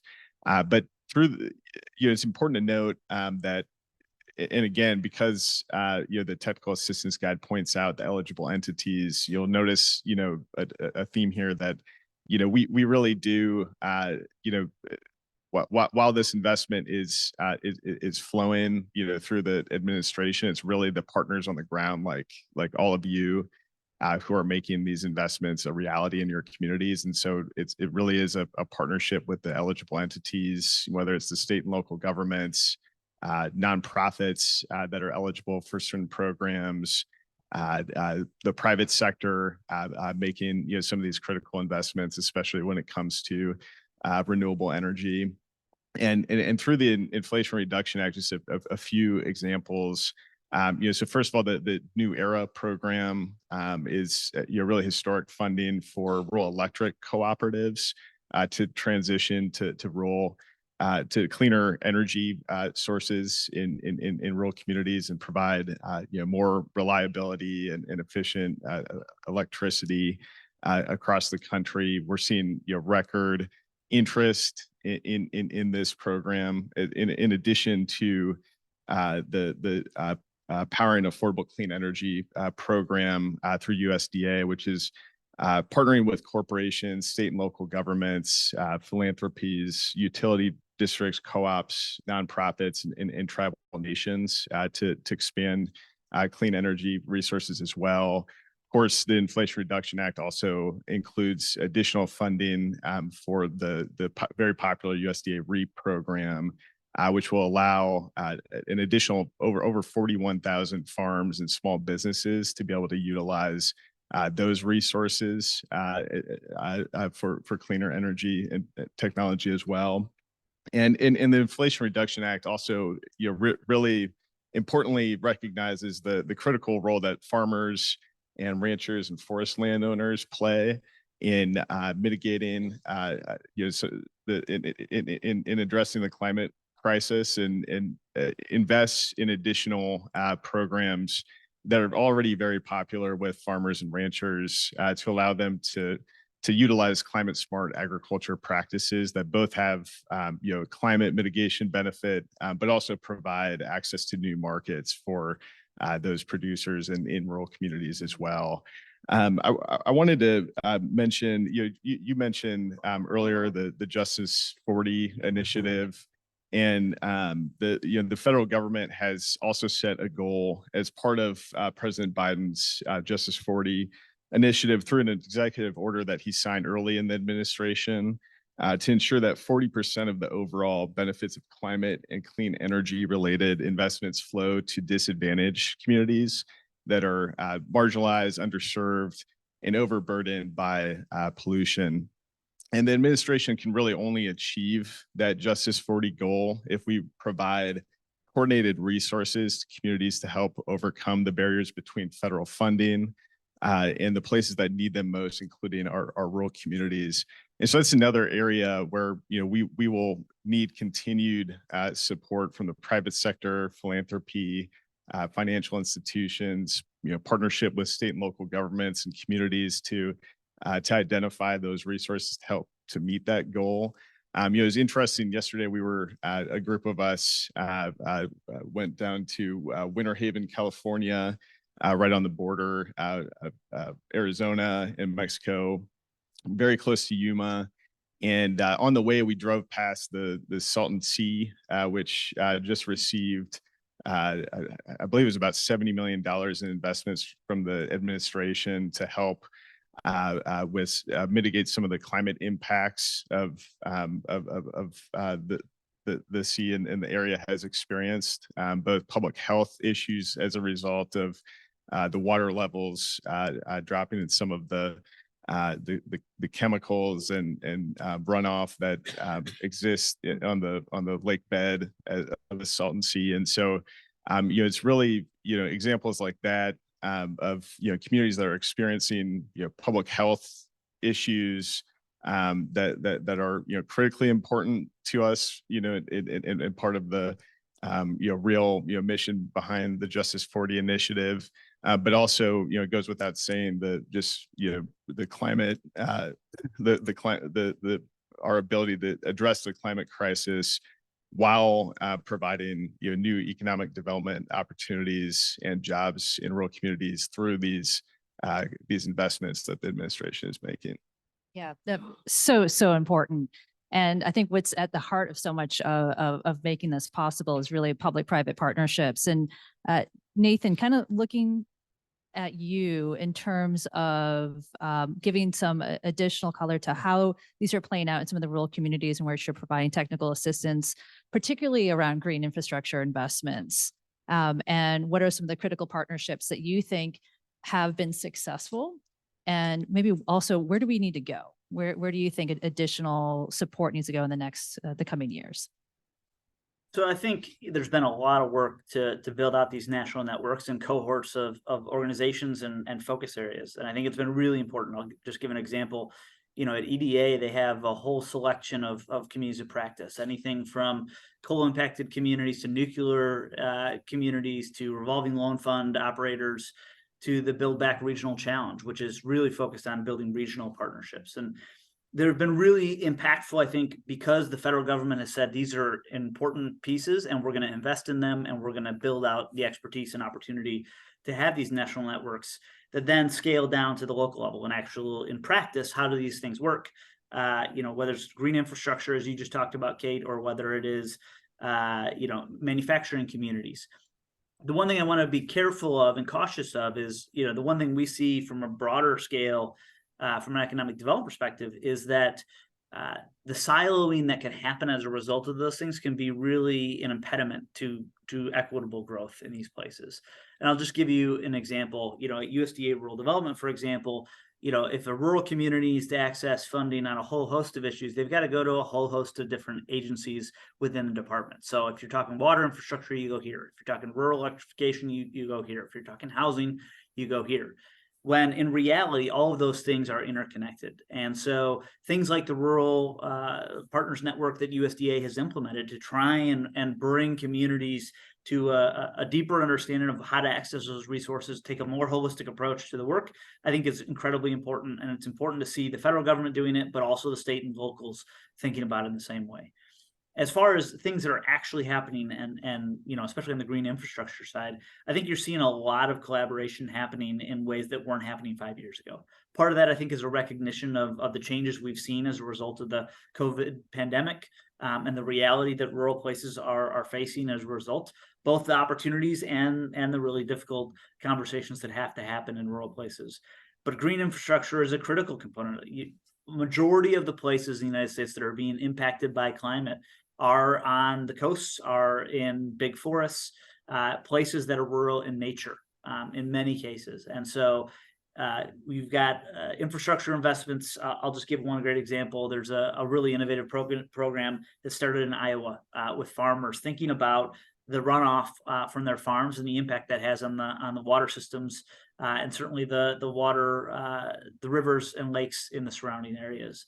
And are there good economic models that can incentivize farmers to do better practices that reduce runoff? And is there an economic incentive, not just for the farmers, but what is the economic impact of the region as a result of that. And so it's programs like that that you're starting to see that now are bubbling up into these national networks so that practitioners can learn from one another. They can build from failures that people are having and also accelerate the positive things that people are seeing. And the investment from the federal government, but also states and locals, and thinking about how do you build a cohort model, a community of practice, learn from one another, and understand, quite frankly, that there are other people across the country that are dealing with very similar issues. It's not always going to be the exact same situation, but there's lots to learn from, and where we can build these national networks that allow for local practitioners to plug in, it's really valuable. Great. Thanks so much, Nathan. Matt, I'm kind of looking at you. We've talked a little bit about the financial sector through CRA, new investment opportunities. You had mentioned green infrastructure, disaster adaptation is one particular area that the financial services sector can really lean into. What are you seeing in terms of investment for green infrastructure? Yeah, and actually, I would answer that by kind of enhancing some of Will's comments on some of the federal initiatives, the Inflation Reduction Act, in particular, creating other programs that you may have name checked in earlier in comments, but let me double down on it if in case we missed a couple. I want to lead with the Greenhouse Gas Reduction Fund at the EPA, $27 billion, meeting the Justice 40 initiative, with 40% of those being really directed to distressed communities and rural, absolutely. And there are three kind of funding elements in that. And one is really focusing on solar. I mean, I would say actually bigger picture, the goal here is like a decarbonization. It's like, how can we kind of get off the traditional fossil resources and create a clean energy economy?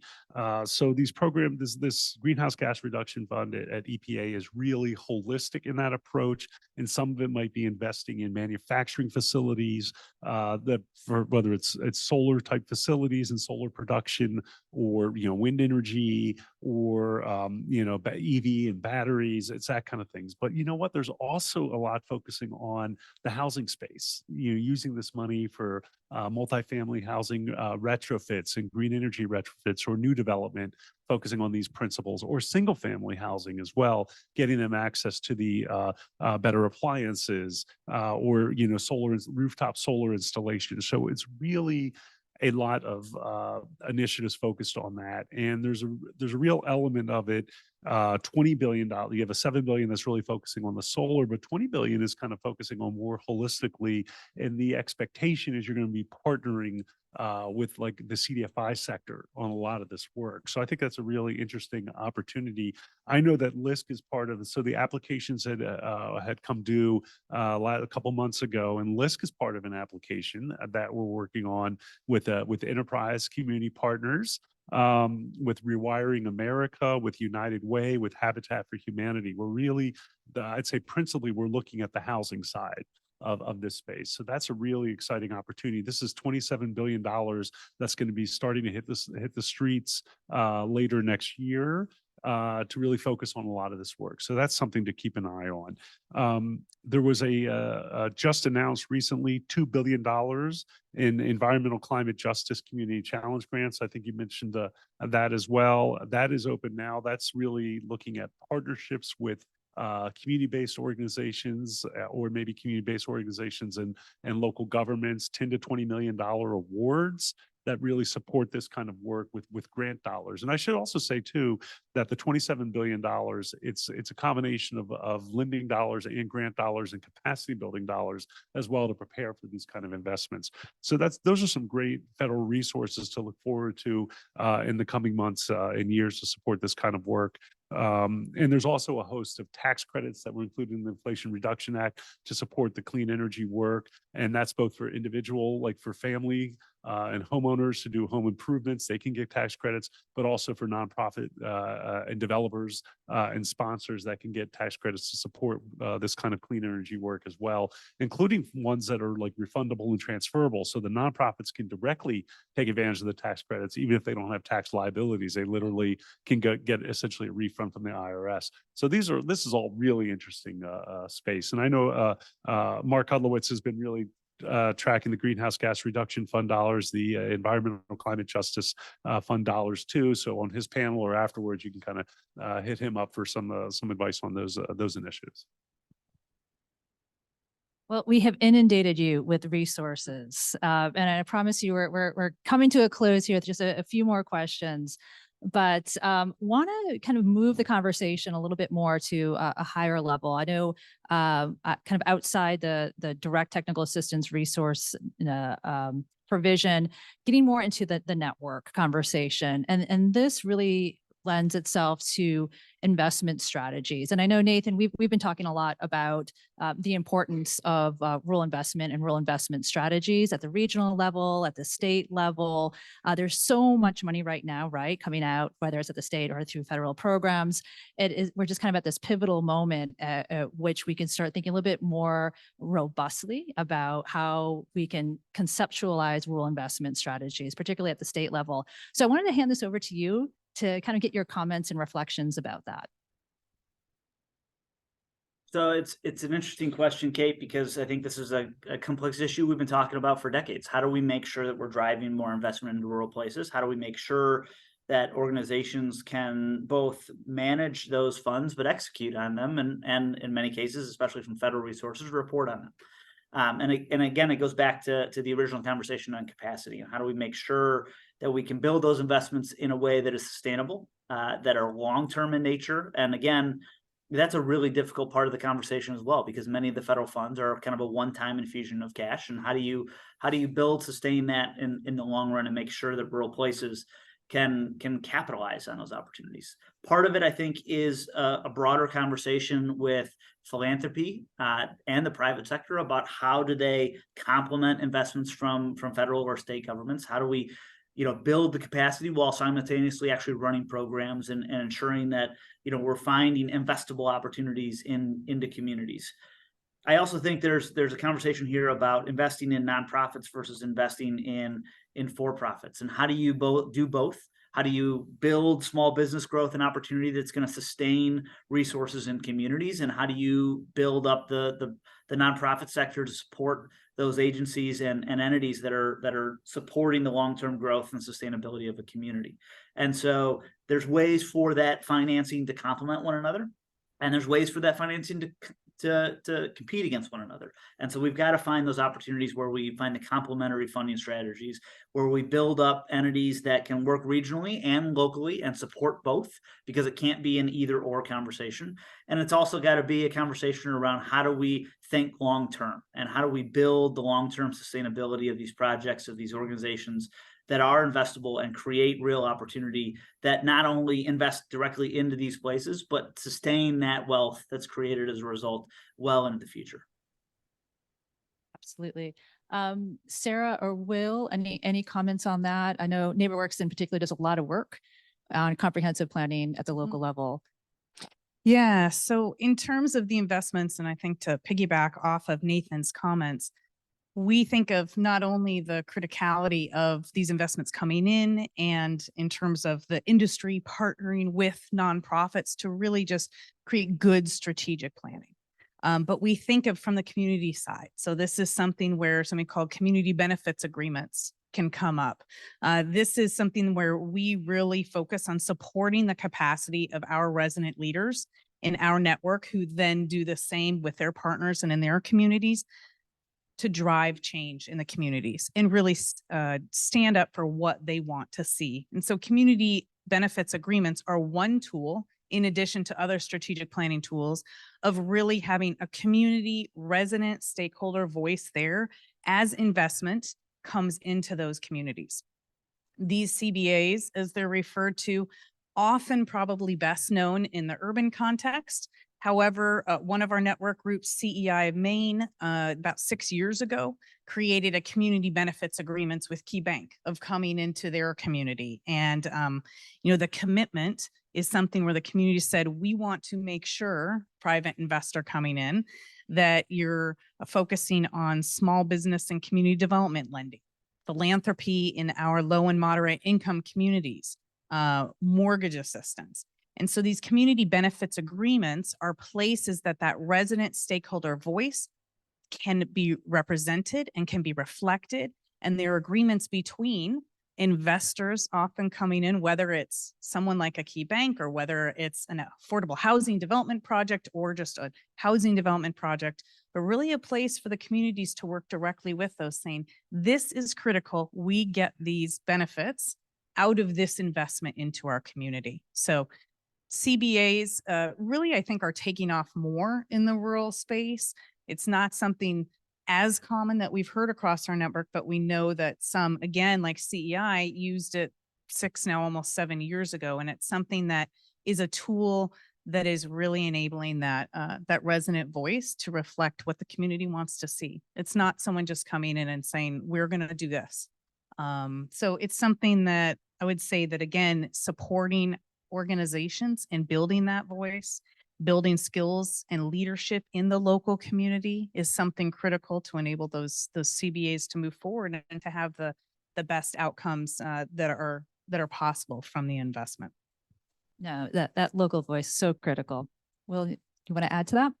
Yeah, I would just add, and obviously the federal government plays a role here, both as an investor, in these historic investments being made through some of the president's legislative accomplishments, but also as a convener in spurring additional investment and both working with communities to identify those the opportunities that will really make the moment for them, but also in identifying the private sector and philanthropic partners who can capitalize on these investments. The president has traveled the country quite a bit to highlight some of the private sector investments that have been made as a result of some of the investments being made through the Inflation Reduction Act and the bipartisan infrastructure law. Most recently, just last week, he was in Pueblo, Colorado, at CS Wind's manufacturing, where they manufacture wind turbines. And as a result of some of the investments in the Inflation Reduction Act, Matt mentioned a bit about the important investments and the tax credits available for clean energy. CS Winds has been able to expand a facility that will create an additional 1,200 jobs in the Pueblo area. Another great example of that in my home state of Iowa, there's a facility in Newton, which is a town about 15,000 people. There had been a facility, TPI Composites facility that manufactured wind turbine blades. Used to see them like going up and down Interstate 80 all the time when you drive through Iowa. Unfortunately, that facility had closed a few years back, and about 700 jobs had been lost as a result. And through some of the investments in the Inflation Reduction Act, the plant is actually reopening in the new year, and we'll bring back those 700 jobs to that community. And so there's been about $628 billion of commitments from the private sector in much of this work around clean energy investments, whether it's support for EVs, semiconductors, wind, solar, and so we continue to highlight the importance of those investments to really capitalize on the federal public dollars that are being invested through these programs. And even as we look at the future of the Rural Partners Network, which again you'll hear a lot more about on the next panel. We often talk about opportunities for the private sector and philanthropy to assist in that effort as we continue to expand those efforts. And just whether or not it could be a philanthropic organization helping with additional grant writing support, capacity support in additional communities to help expand the reach of the program.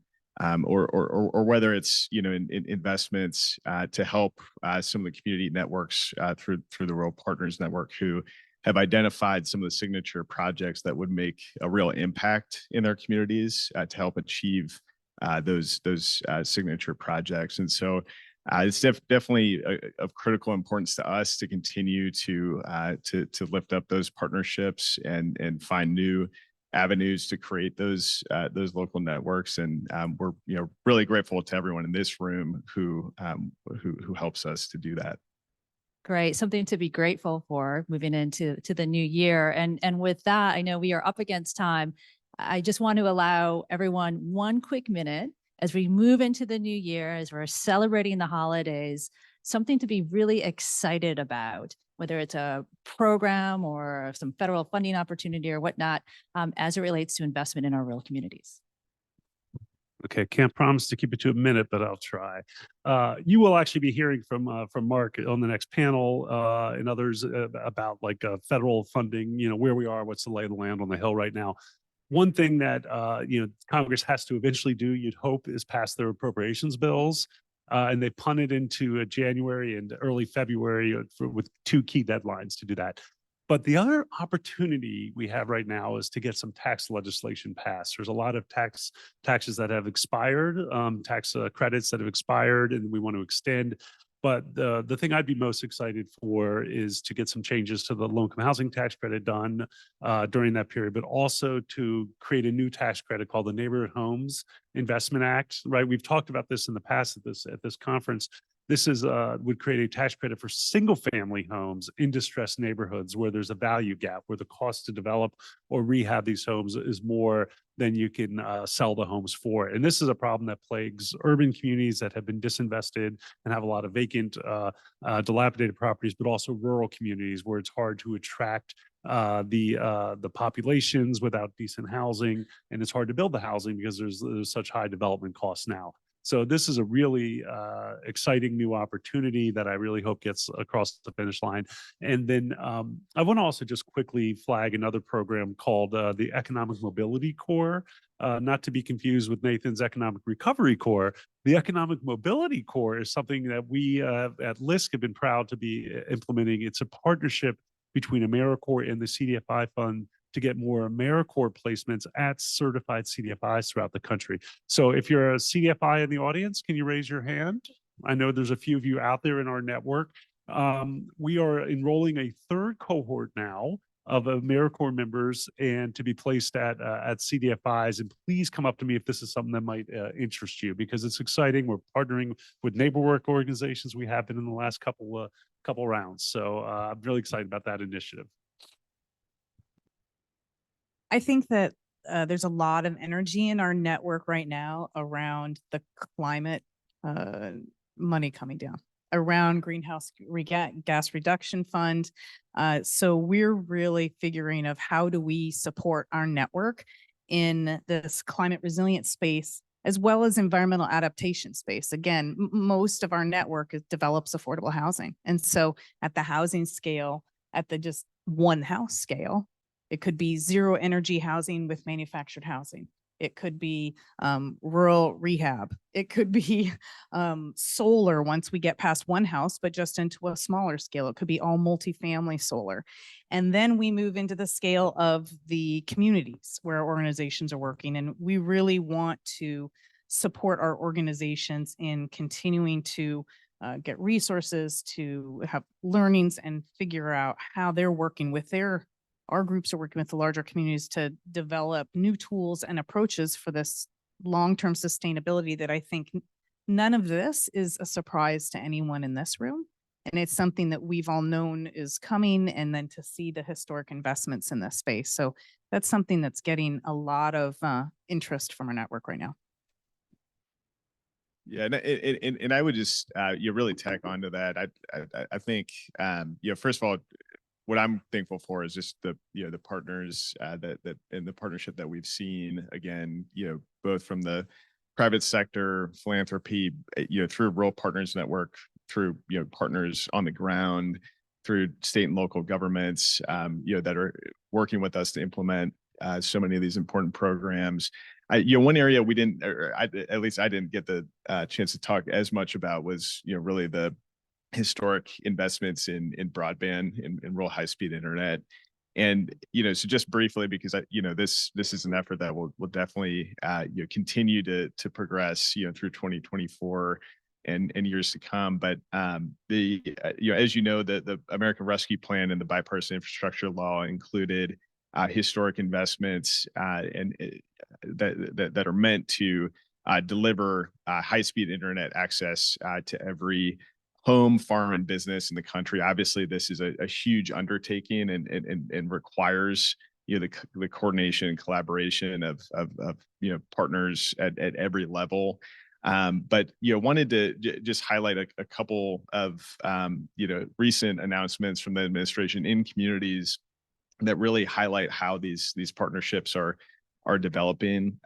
Recently, administration officials traveled to Mount Moriah, Missouri, to celebrate the groundbreaking of fiber to the home network that was funded through the bipartisan infrastructure law, and it's in partnership with Grand River Mutual Telephone Cooperative, which received a $15 million USDA grant to build a network that will connect over 3,000 people, over 500 farms and 59 businesses, and 9 educational facilities across 7 rural counties in Missouri. In September, administration officials visited Lafourche Parish, Louisiana. Deidre, did I get that right? Okay, good. Kate, you're from Louisiana too. Yeah. Got that? Great. So to celebrate a project that was completed with funding from the American Rescue Plan, and now 100 households in that parish have high-speed internet as a result. In Vermont, multiple local governments have come together to form communications union districts to build broadband infrastructure together. NKA broadband is one of those districts that serves the Northeast Kingdom of Vermont, which is one of the most rural, least populated parts of the state, where expanding rural high-speed internet is really a challenge.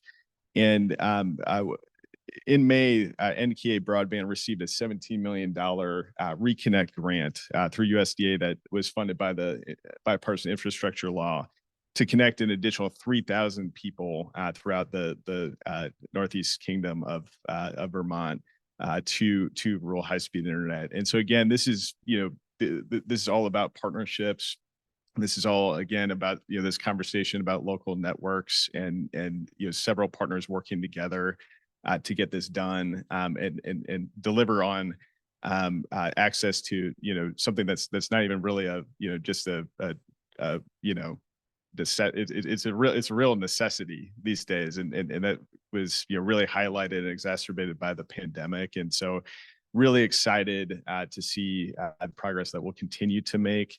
Folks are, I'm sure, also aware that the Broadband Equity and Access Deployment Program through the NTIA, the Department of Commerce, includes $42 billion in funding to connect every home and farm and business.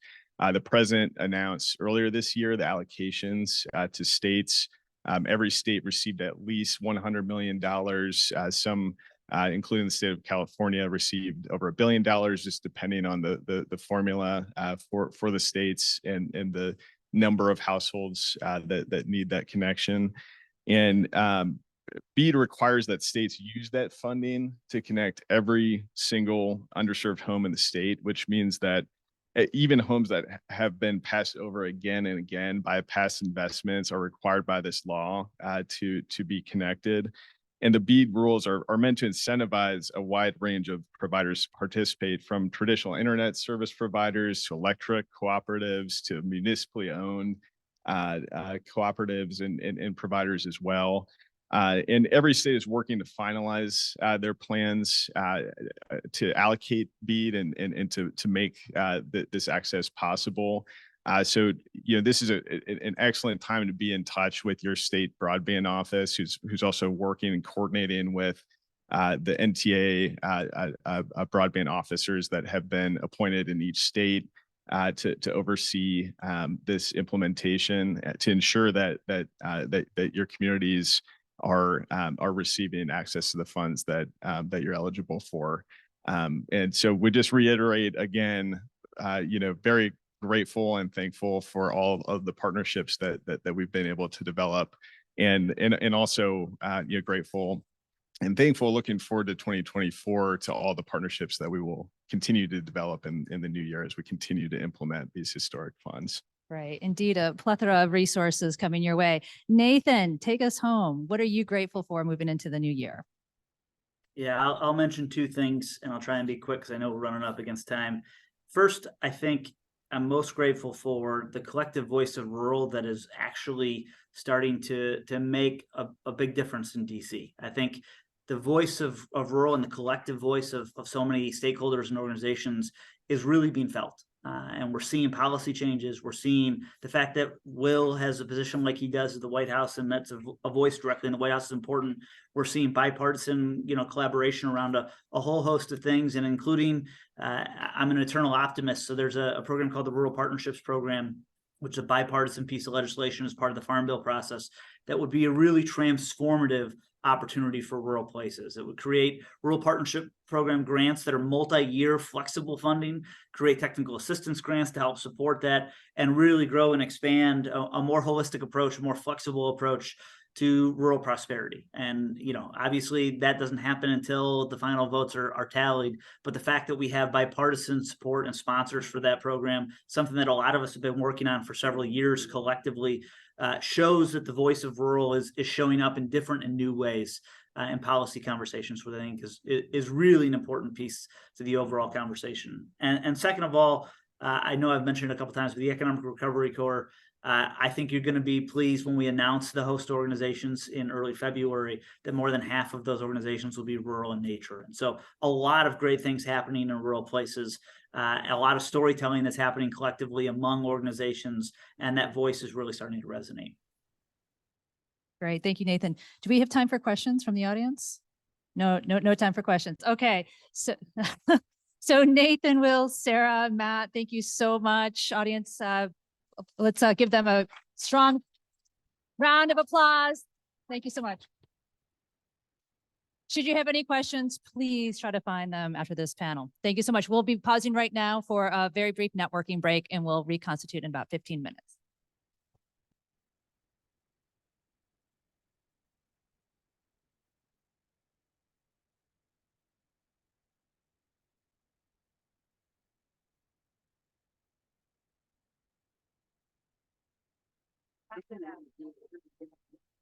Right.